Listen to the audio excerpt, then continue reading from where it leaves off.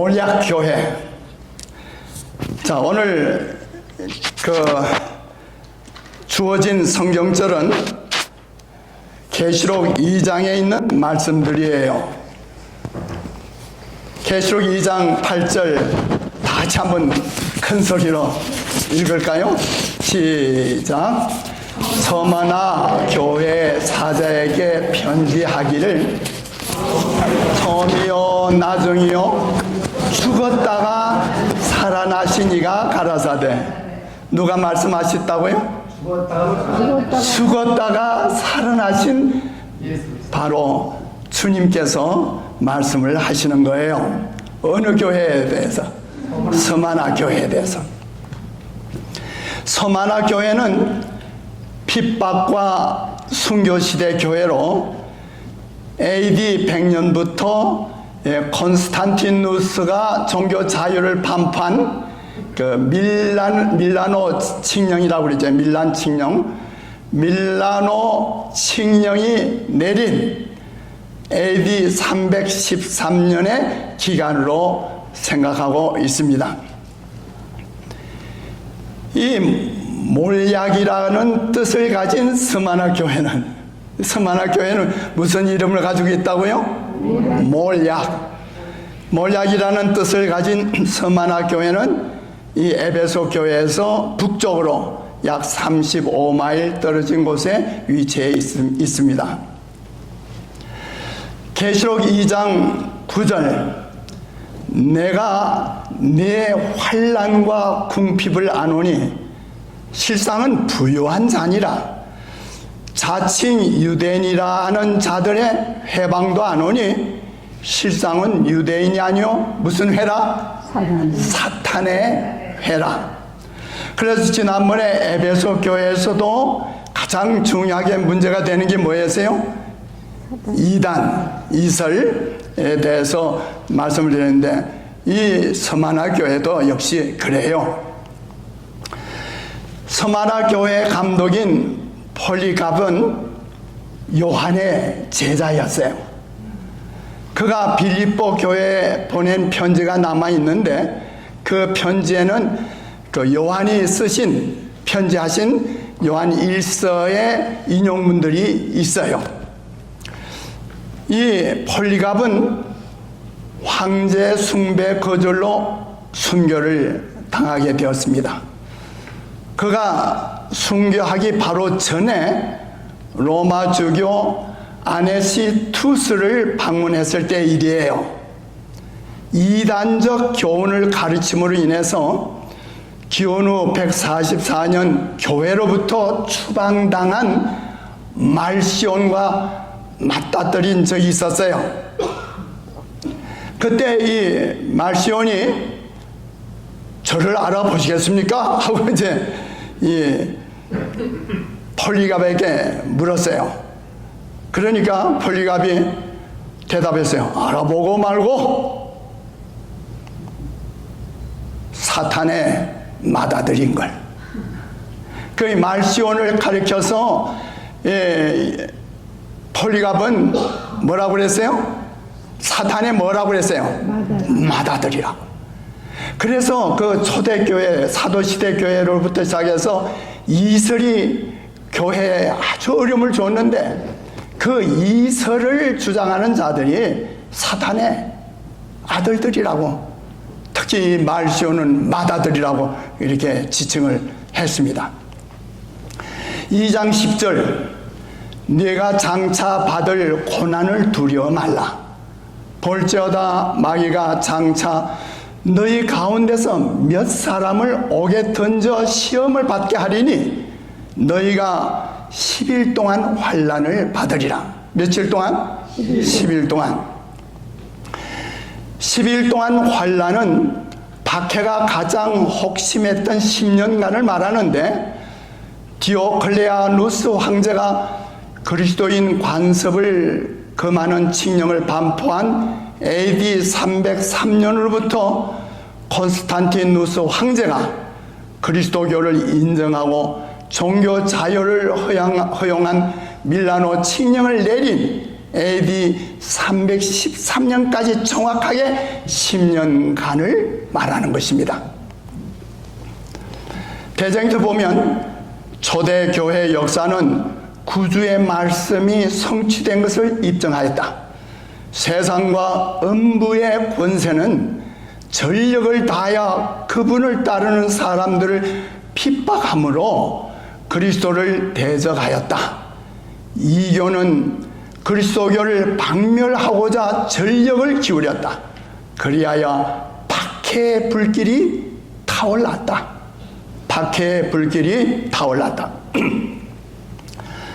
서기 155년 로마 황제 안토니우스 피우스 치하의 때 이 바로 스마나 교회에서 기독교인 박해가 시작되었어요.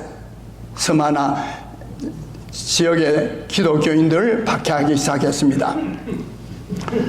로마 총독 스타디우스 콰드라투스가 86세의 노인을 보며 몇 세? 86세. 이 당시에 폴리갑이 저와 제 집사람과 동갑이었어요. 이 86세의 노인을 보며 가엾게 여겼어요. 그래서 제안하기를 로마 황제를 가이사 주님이라고 부르고 그를 위하여 제사를 드리고 예수를 모욕하시오, 부인하시오. 그러면 살려주겠어 그랬어요. 그때 이 노인은 내가 86년 동안 그분을 섬겼는데 그분은 단 한 번도 나를 저버리신 적이 없었습니다.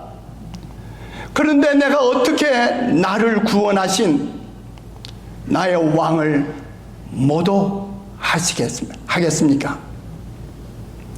그러자 이제 성도는 불태우겠다, 화형을 처하겠다고 그랬어요. 그랬더니 이 폴리갑이 당신은 잠시 타다가 곧 꺼질 불로 나를 위협하지만 악인을 위해 예비된 영원한 심판의 불은 알지 못하는군요. 그래서 드디어 화형에 처하게 됐고, 그랬지만은 이 포리갑의 눈에는 전혀 두려움이 없었습니다. 이 86세의 노인이 어디에 올랐을 때? 화형대에 올랐을 때 불이 그의 몸에 닿지 않고 그의 몸을 태우지 않았습니다.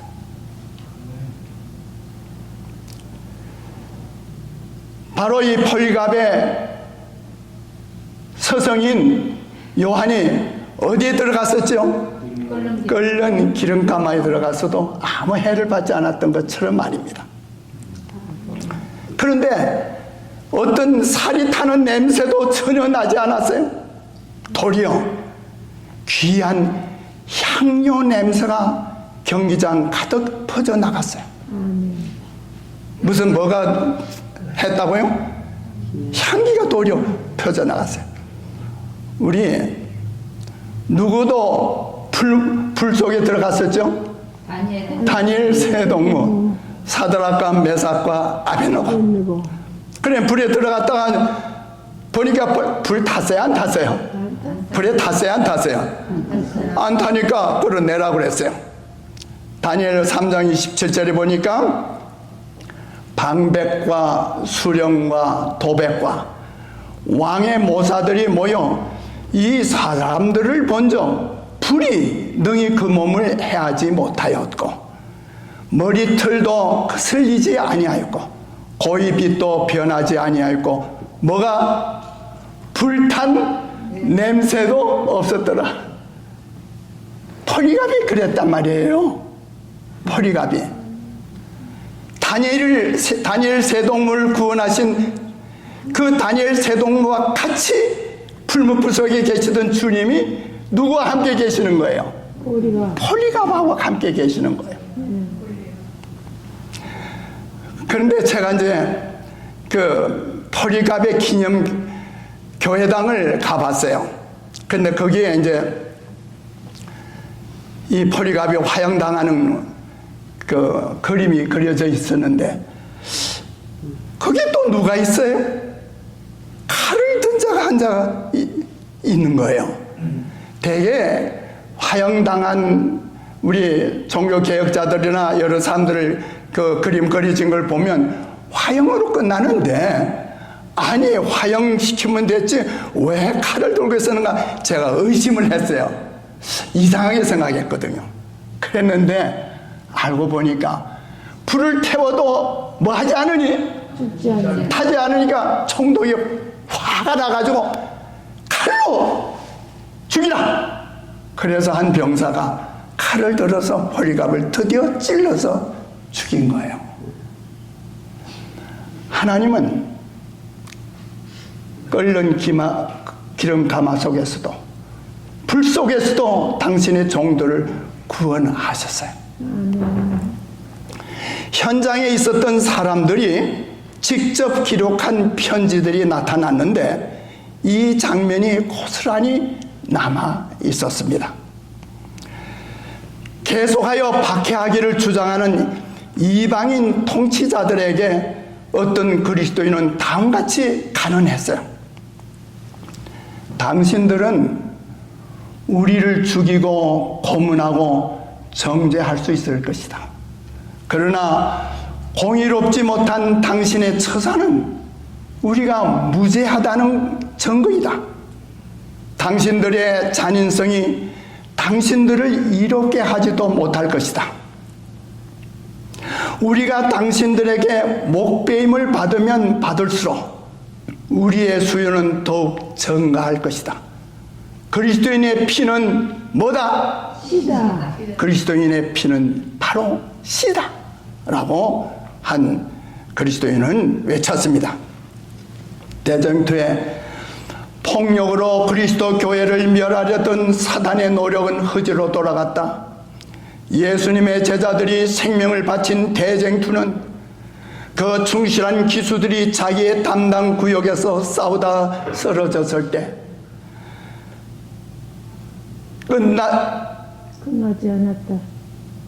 끝나지 않았다. 그들은 패배로 정복하였다. 하나님의 일꾼들은 죽임을 당했지만 그분의 사업은 꾸준히 발전되었다.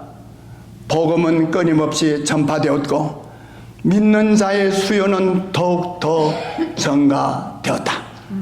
순교자의 피는 뭐라? 선교의 씨가 된 것입니다.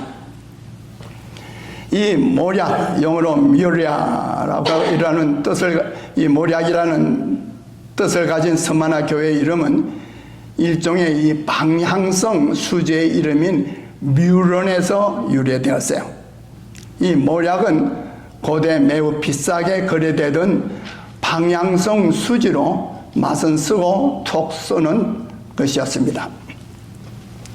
그런데 출애굽기 30장에 보면, 출애굽기 30장 23절로부터 29절에 보면 이 모략은 상등 향품으로 거룩한 관유로 만들어 성소의 회막과 정곡계, 법궤에 바르고 상과 그 모든 기구며 등대와 그 기구며 분향단과 및 번제단과 그 모든 기구와 물두덩과 그 받침에 발라. 그러니까 모략을 어떻게 했어요? 모략을 성소의 전체 모든 기구에 다 모략을 발랐다 이 말이에요. 그러면 이 모략은 특별한 의미가 있을까요? 그렇죠. 그렇게 해서 지성물로 성소를 또 성소의 기구들을 구별했습니다. 에스더 2장 12절에 보면 이 왕비가 되기 위해서 이제 처녀들이 왔잖아요.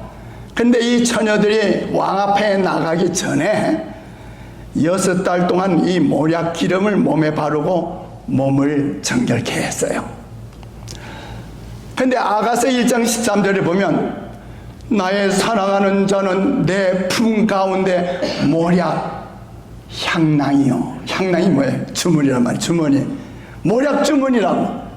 나의 사랑하는 자는 내 품 안에 있는 뭐라고요? 모략 주머니라고요. 이렇게 말하는 분이 누굴까요? 아가서 5장 5절에 보면 일어나서 나의 사랑하는 자 위하여 문을 열 때 모략이 내 손에서, 모략의 즙이 내 손가락에서 문비장에 듣는구나. 여러분, 이런 말씀들 하나하나가 얼마나 깊은 의미가 있는지 아세요? 우리 주님이 사랑하는 자에게 왔을 때 그가 문고리를 잡은 그 손에 뭐가 떨어졌다고요? 모략이 떨어졌다고. 이게 무슨 의미입니까? 시편 45편 8절에 보면 다윗은 왕의 모든 옷은 모략과 향품과 육개의 향기가 있으며, 이 왕은 누구를 가리켜요? 우리 주님의 옷에는 모략이 향기가 바라진다. 모략은 옛부터 시신을 방부 처리하는데 향료로 사용했어요. 그리고 의학적으로는 연고나 진정제로도 사용되었습니다. 마가복음 15장 23절에 보면 모략을 포도주에 섞어서 진통제로 사용했죠. 그래서 십자가에 달려 고통당하신 예수께 마시게 했습니다. 마가복음 15장 23절 모략을 탄 포도주를 주었으나 예수께서 뭐 하지 않으셨다? 받지 않으셨다. 시편 45편 8절, 아가서 4장 14절에 보면 이 침향, 모략 말고 침향도 모략과 함께 언급된 향재료로 같이 쓰여졌어요. 이 침향과 모략은 예수님의 죽으심을 나타내는 거예요. 요한복음 19장 39절 40절에 보면 일찍 예수께 밤에 나왔던 누구요? 니고데모도 모략과 뭐요? 모략과 침향 섞은 것을 100번쯤 가지고 온지라 이에 예수의 시체를 가져다가 유대인의 장례법대로 그 향품과 함께 세마포로 쌌더라고 했어요. 우리 찬미가 146장 올마다 모량 내 풍기는, 올마다 모량 내 풍기는 주의 두루마기, 그 향기 나에게 미치니 내 마음 절했다. 내 주의 쓰라린 생애는 침향처럼 썼네. 십자가 지시던 그 정경 내 눈물 짜낸다. 또 주의 입으신 홍포는 그 피로 젖었네. 병자를 만져서 고쳤고, 병자를 만져서 고쳤고 또 날 건지셨네. 저 상하궁전을 버리고 이 땅에 오셔서 그 영원하신 사랑을 이루셨도다. 영광의 흰 옷을 입고서 주 다시 오시리 영원한 본향에 살고자 나 주를 맞으리. 아멘 하시겠습니까? 아멘.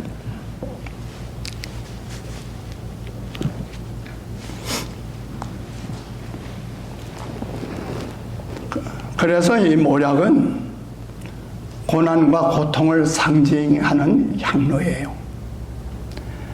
마치 모략이 짓눌러 부서질수록 더욱 짙은 향기를 피우듯이 서만화교회, 모략교회는 심한 핍박과 고난을 당할수록 온 세상에 그리스도의 향기를 더욱 널리 퍼뜨렸어요. 오늘 이 고난과 고통을 우리들도 당하나요? 사단이 서만화 교인들을 핍박한 것처럼 오늘날 성도들을 누가 핍박을 해요? 사단이. 이 사단은 욥을 핍박했죠.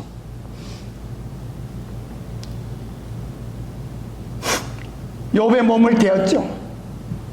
그에게 괴로움을 주었죠. 그에게 고난을 주었죠. 욥은 뭐라고 그랬어요? 그 당하면서 욥기 3장 24절 26절에 보면 나는 먹기 전에 탄식이 나며 음식을 놓고 탄식이 나와요. 나의 앓는 소리는 물이 쏟아지는 것 같구나. 나의 무서워하는 그것이 내 몸에 미쳤구나.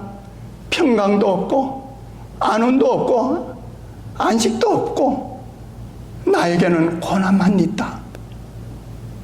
이제 욥이 고통당할 때 실토하는 거예요. 토로하는 거예요. 그러면서 욥기 7장 4절 6절에 보면 내가 누울 때 말하기를 언제나 일어나고 밤새도록 잠을 못 이루고 뭐해요? 고통을 당하니 말이에요. 언제나 밤이 갈고 하며 새벽까지 이리 뒤척 저리 뒤척 하는구나. 그런 경험들 해보셨어요? 네. 내 살에는 구더기와 흙 조각이 의복처럼 입혔고 내 가족은 합장되었다가 터지는구나. 나의 날은 배틀의 북보다 빠르니 소망 없이 보낸다. 욥이 고통당하면서 그가 말한 거예요. 이 욥기 3장과 7장에 나오는 이 욥의 고난과 탄식을 우리가 볼 수 있는데요. 사도 야고보는 야고보서 5장 11절에 너희가 욥의 인내를 들었고 주께서 주신 결말을 보았거니와 주는 가장 자비하시고 긍휼히 여기는 자신이라고 말했죠. 여기서 욥의 인내는 고통 중에 절망하지 않았기 때문이 아니라 결국 절망해서 빠져나오는 길을 어디서 누구에게서 하나님에게서 찾은 것을 말합니다. 아멘. 욥이 고통 중에서 견딘 걸 말하는 게 아니에요. 그는 욥이 고통을 받으면서 그는 누구를 바라봤어요? 하나님을 바라봤어요. 이게 우리가 당하는 고난과 고통 속에서 해야 할 일이에요. 아멘. 그래서 욥은 욥기 19장 25절 27절에 다 같이 읽읍시다. 시작. 내가 알기는 나의 구속자가 살아계시니 후일에 그가 땅 위에 서실 것이라. 나의 이 가족 이것이 썩은 후에 내가 육체 밖에서 하나님을 보리라. 내가 친히 그를 보리니 내 눈으로 그를 보기를 외인처럼 하지 않을 것이라. 내 마음이 조급하구나. 욥은 고난과 고통 중에서 누굴 바라봤어요? 자기 고통을 가지고 씨름한 게 아니라 바로 그때 그의 눈을 하나님께로 향한 거예요. 다윗도 말이에요.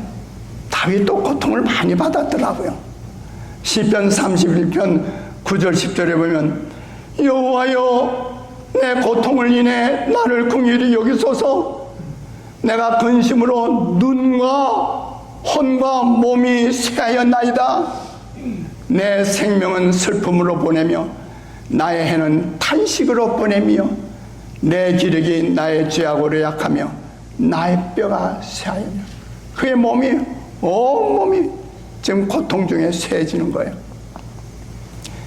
그래서 시편 22편 1절 2절에 내 하나님이여 내 하나님이여 어찌 나를 버리셨나이까. 어찌 나를 멀리하여 돕지 아니하옵시며 내 신음하는 소리를 듣지 아니하시나이까.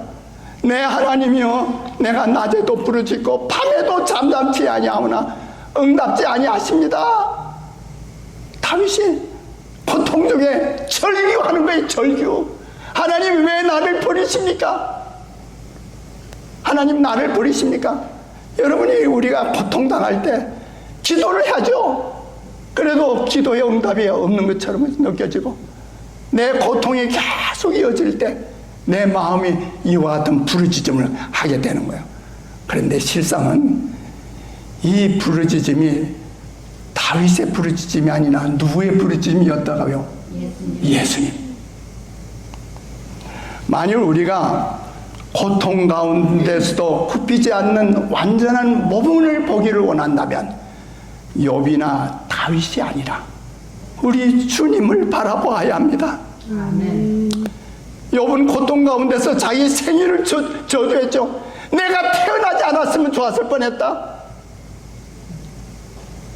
그러나 주님은 고통 중에 말하기를 내가 이를 위해 이때 왔나이다. 주님은 당신의 사명을 아셨어요. 그가 어떤 고통과 방해와 어려움을 당한다 할지라도 그는 바로 이 잔을 마시려고 했습니다. 이 죄악 세상 가운데서 이 품성의 온전함이 이루어져야 되는데 이것은 오직 고통을 통해서만 이루어진다는 사실입니다. 이 참 역설적이에요. 그러나 사실이에요. 이거는 이론이나 교리가 아니에요. 이는 신앙의 체험적인 얘기예요. 히브리 2장 9절 10절에 보면 죽음의 고난을 받으심을 인해 영광과 존귀를 관쓰신 예수를 보니 저의 구원의 주를 뭐로? 고난으로 말미암아 온전케 하심이 합당하도다. 아멘. 고난을 통해야 온전해져요. 참 이게 얼마나 우리 그리스도인들만이 깨달아야 할 놀라운 진리예요. 시편 다윗은 말하기를 시편 119편 67절 71절에 보면 고난 당하기 전에는 내가 그릇 행하였더니 이제는 주의 말씀을 지킵니다. 이 목사님, 내게 고난이 임하기 전에는 내가 그릇 행했대요. 그런데 고난을 당하니까 이제 내가 주의 말씀을 붙들게 됐다고요. 고난 당하는 것이 내게 유익이라 이로 인하여 내가 주의 율례를 배우게 되었다. 참, 이 신앙의 경지 누가 이게 참 이해할 수 있을까요? 출애굽기 15장 26절에 보면 나는 너희를 치료하는 이와임이니라. 이 치료한다고 하는 말로 우리 성경책에 기록되어 있죠. 이 치료라는 말은 영어로 말하면 메디칼 트리트멘트예요. 치료. 그런데 영문 성경에는 뭐라고 했어요? I am the Lord who heals you. heals. 그게 치유예요, 치유. 치료와 치유는 달라요. 치료는 어떤 상처를 위해서 치료하는 거지만은 치유는 근본적으로 그 상처를 낫게 해주시는 거예요. 하나님의 고치시는 능력, 힐링 파워는 모든 천연계를 통해 즉시 작용하고 있어요. 나무가 베어지든지 사람이 상하고 혹뼈가 부러진 때에는 집사님 뼈 부러지시니까 어떻게 해요? 아프죠? 근데 바로 치유력은 즉시로 그 상해 회복에 착수합니다. 그 고치는 작용은 그 필요가 생기기 전부터 벌써 준비되어서 어떤 부분이 상하면 즉시로 일체 힘, 에너지가 그 회복, 레스토레이션을 하는 일에 경주되는 거예요. 그래서 부러진 뼈를 외과 의사가 뼈를 붙이고 그렇게 하지만 그 뼈를 붙게 하는 것은 누가 하시는 일이라고요? 하나님. 천연의 활동을 통해 하나님께서는 우리를 생존케 하고 우리의 건강을 정진시켜주고 회복시켜주기 위해 매일 매시간 매순간 활동하고 계십니다. 몸의 어떤 부분이 상처를 입게 되면 치료의 과정이 즉시 나타나요. 천연의 활동이 완전한 회복을 위해 즉시 시작됩니다. 그러나 이와 같은 활동을 통해 나타나는 능력은 누구의 능력이다? 하나님의 능력이다. 생명을 주는 모든 능력은 하나님께로부터 옵니다. 사람이 질병에서 회복될 때 그를 회복시켜 주시는 분은 바로 하나님이시라고 치료봉사에 말씀하셨어요. 하나님께서는 생명의 법칙을 아는 지식을 얻을 수 있는 능력을 우리 속에 넣어주셨다. 우리 몸에 치유력이 있어요. 우리는 건강을 회복하기 위해 모든 편의를 이용하고 할 수 있는 대로 유리한 모든 점을 취하고, 그렇다고 가만히 하나님 나 고쳐주세요 가만히 있는 게 아니라 치유를 위해서 할 수 있는 한 최소한 노력해야 돼요. 천연의 법칙과 조화되도록 활동해야 한다. 우리가 병자들의 회복을 위해 기도할 때 우리는 모든 힘을 더욱 많이 기울여 일하고 우리가 하나님과 협력하는 특권을 가진 것을 하나님께 감사하고 그분께서 마련해 주신 방법에 축복해 주시기를 간구해야 합니다. 이스라엘 백성에게 주어진 말씀은 오늘날 육신의 건강과 심령의 건강을 회복하는 사람들에게도 해당된다. 그리스도께서 온몸을 통해 나눠주시는 사랑은 하나의 생명력이다. 뇌, 심장, 신경 등과 같은 모든 중요한 부분은 치료하는 일을 촉진시킨다. 내게로 오라.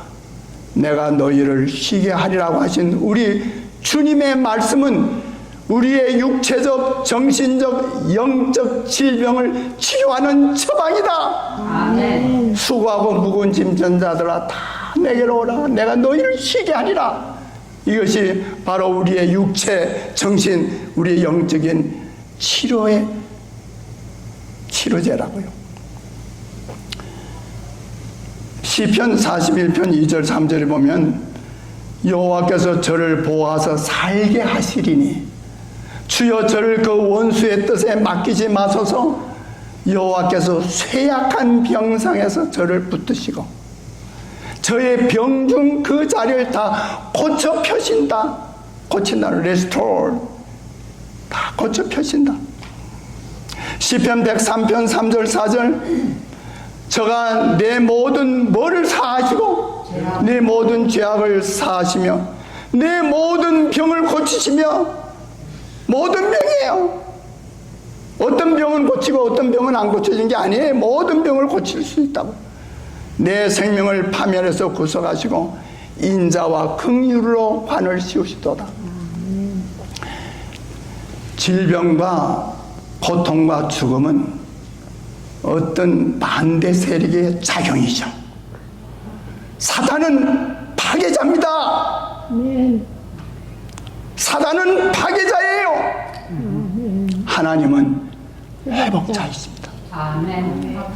심령 속에 있는 하나님의 생명이 사람의 유일한 희망이에요. 아멘. 하나님 아버지의 자비와 사랑이 이 땅으로 풍성하게 흘러내려는 일은 그치지 않았습니다. 만일 사람들이 하나님의 선물을 감사하는 마음에서 심령의 창을, 마음의 창을 하늘로 향하여 열 것 같으면 치유, 힐링의 능력이 홍수처럼 쏟아질 것이다. 아멘. 제 말이 아니에요. 복음을 순결하고 능력 있는 그대로 받아들일 때 그것은 죄 때문에 생긴 질병을 고쳐주는 치료자가 돼요. 의의 태양, The Son of Righteousness, 의의 태양은 치료하는 광선을 발하리라고 말라기 4장 2절에 말씀하셨잖아요. 의의 태양 되시는 치료하는 광선을 발하시는 그리스도께서 온몸을 통하여 나누어 주시는 사랑은 하나의 생명력이 됩니다.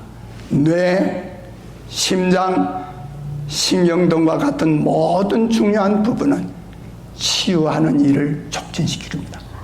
영문에는 전부 힐링으로 나오는데 우리 한국 번역판들은 치료라고 나와요. 치료가 아니고 뭐라고요? 치유. 그것은 어떤 세속적인 것이 파괴할 수 없는 기쁨, 곧 성령 안에는 기쁨, 건강을 주고 생명을 주는 기쁨을 심령 속에 심어준다. 아멘. 시편 107편 18절 20절에 보면 저의 혼이 각종 식물을 싫어하여 사망의 문에 가깝도다 죽게 됐단 말이에요. 이에 저희가 그 근심 중에서 누구께 부르짖음에 여호와께 부르짖음에 그 고통에서 구원하시되 저가 뭘 보내요?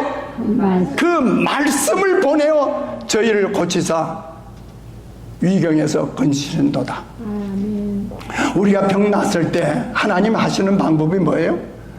뭘 먹어라, 무슨 약을 먹어라, 그렇게 처방하지 아니하고 뭐 하라고요? 내가 말씀으로 너희를 치료하겠다. 뭘로 치료하겠다고요? 말씀으로. 시편 119편 25절 28절을 보면 다윗은 말하기를 내 영혼이 진토에 붙어 싸우니 주의 말씀대로 나를 소성케 하소서. 나의 영혼이 눌림을 인하여 녹사오니 주의 말씀대로 나를 세우소서. 아멘. 주의 말씀대로. 다윗이 주장한 것은 주님 말씀하지 않았어요? 그 말씀대로 나를 고쳐주세요. 주의 말씀대로 저를 세워주세요. 일으켜 세워주세요. 이 진토라고 하는 것은 아파른데 티끌 또는 흙을 가리키는 말로 성경에서는 일반적으로 무덤을 상징하는 말로 사용되었어요. 소성케 하소서, 나를 소생시켜 주소서, 회복시켜 주소서, 이런 말이에요. 그런데 시편 119편을 다 읽어보니까 107절에도 나의 고난이 막심하오니, 나의 고난이 뭐하니? 막심하오니 여호와여 주의 말씀대로 나를 소성케 하소서. 이걸 정확하게 7번 언급했더라고요. 이걸 어떻게 다윗의 말이라고 생각할 수 있어요?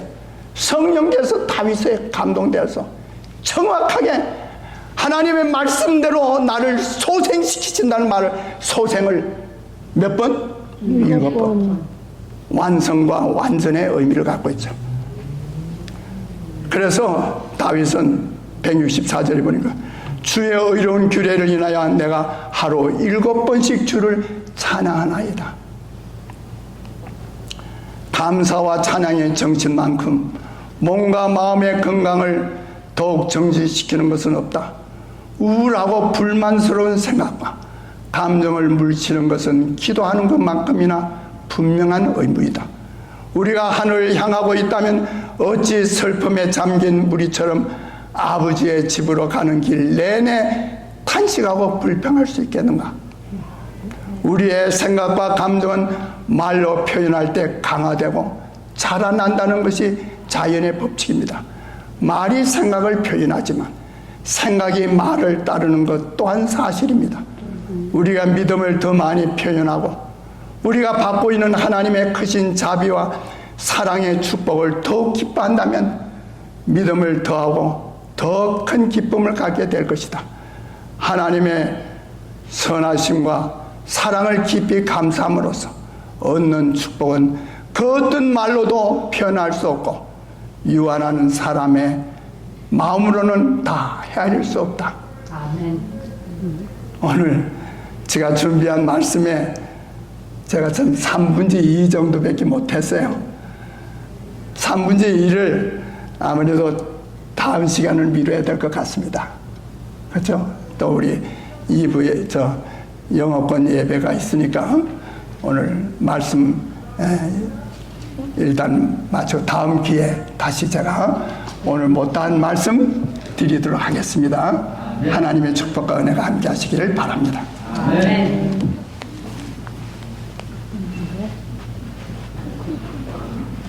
우리 다 같이 일어서셔서 146점